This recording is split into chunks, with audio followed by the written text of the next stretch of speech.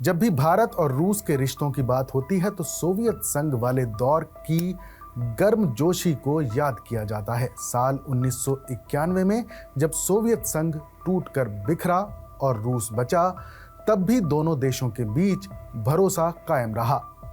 कश्मीर को लेकर जब पश्चिमी देश दुविधा में रहे, तब सोवियत संघ ने कहा था कि कश्मीर भारत का अटूट हिस्सा है। कोल्ड वॉर यानी शीत युद्ध के दौरान भी सोवियत संघ ने यूएन सिक्योरिटी काउंसिल में कश्मीर के मुद्दे का अंतर्राष्ट्रीयकरण करने के प्रस्ताव को कई बार वीटो करके रोका था। संयुक्त राष्ट्र सुरक्षा परिषद के स्थायी सदस्यों में सोवियत संघ अकेला ऐसा देश था जिसने 1957, 1962 और 1971 में कश्मीर में यूएन के दखल वाले प्रस्ताव को रोका था। रूस ने संयुक्त राष्ट्र सुरक्षा परिषद में भारत के खिलाफ आए प्रस्तावों पर अब तक 6 बार वीटो का इस्तेमाल किया है। इनमें ज्यादातर वीटो कश्मीर मुद्दे को लेकर थे।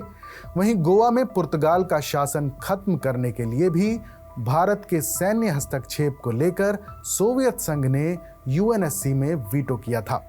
दूसरी तरफ कई दशकों से भारत में ये बात कही जाती रही है कि 1971 की जंग में पाकिस्तान के खिलाफ रूस ने हमारा साथ देकर साबित कर दिया था कि वो भारत का सबसे भरोसेमंद सहयोगी देश है। यही वजह है कि आज भी हर आम हिंदुस्तानी रूस को भरोसेमंद दोस्त मानता है, जबकि अमेरिका को लेकर भले ही लोगों में ऐसा विश्वास दिखाई नहीं देता, इसके बावजूद बीते कुछ सालों में अमेरिका ने टेक्नोलॉजी, डिफेंस और रणनीतिक साझेदारी में भारत के साथ काफी सहयोग किया है। लेकिन पाकिस्तान के साथ चल रहे हालिया तनाव के बीच रूस की खामोशी ने विदेश नीति के जानकारों को ये सोचने पर मजबूर कर दिया है कि क्या अब रूस से हमें वाकई उस तरह की उम्मीद करनी चाहिए जैसी पहले की जाती रही है। हालांकि रूस खुद भी 3 साल से यूक्रेन में युद्ध लड़ रहा है, ऐसे में उससे ज्यादा उम्मीद नहीं की जा सकती। मगर जब भारत पाकिस्तान के साथ हालिया संघर्ष में उलझा तो उस वक्त रूस का रुख पूरी तरह से तटस्थ रहा। न उसने समर्थन किया न इसका विरोध। रूस ने न आतंकवाद को लेकर पाकिस्तान पर कोई कड़ी टिप्पणी की और न ही भारत के ऑपरेशन सिंदूर का खुलकर समर्थन किया। विदेश मंत्रालय का बयान सिर्फ इतना था कि सभी पक्ष संयम बरतें और आपसी संवाद को तरजीह दें। इसी भाषा का इस्तेमाल पश्चिमी देश या संयुक्त राष्ट्र जैसे संगठन भी करते हैं। जब भारत पाकिस्तान के बीच टकराव चल रहा था, उस वक्त चीनी राष्ट्रपति शी जिनपिंग रूस के विक्ट्री डे परेड में चीफ गेस्ट के तौर पर शामिल हुए थे।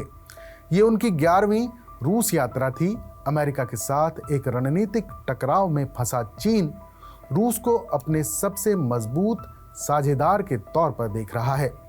दोनों देश इन दिनों अमेरिका को खतरे के रूप में देख रहे हैं और एशिया में नाटो के विस्तार को लेकर भी चिंता है।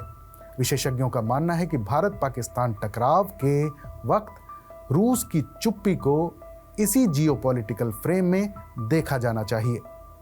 भारत ने रूस से S-400 air defence system, T-90 tank, Sukhoi 30 MKI लड़ाकू विमान, न्यूक्लियर सबमरीन जैसे अहम हथियार और डिफेंस प्लेटफॉर्म खरीदे हैं।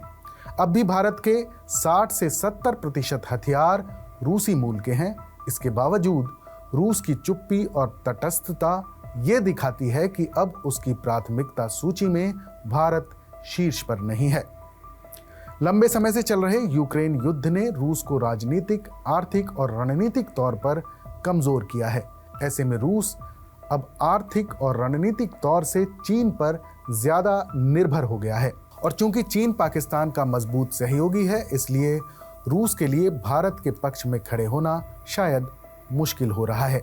रूस सिर्फ चीन ही नहीं बल्कि पाकिस्तान के साथ भी रिश्ते बना रहा है। पिछले सालों के दौरान रूस और पाकिस्तान की सेनाओं ने संयुक्त युद्ध अभ्यास किए थे और दोनों देशों के बीच डिफेंस डील की बात भी सामने आई है।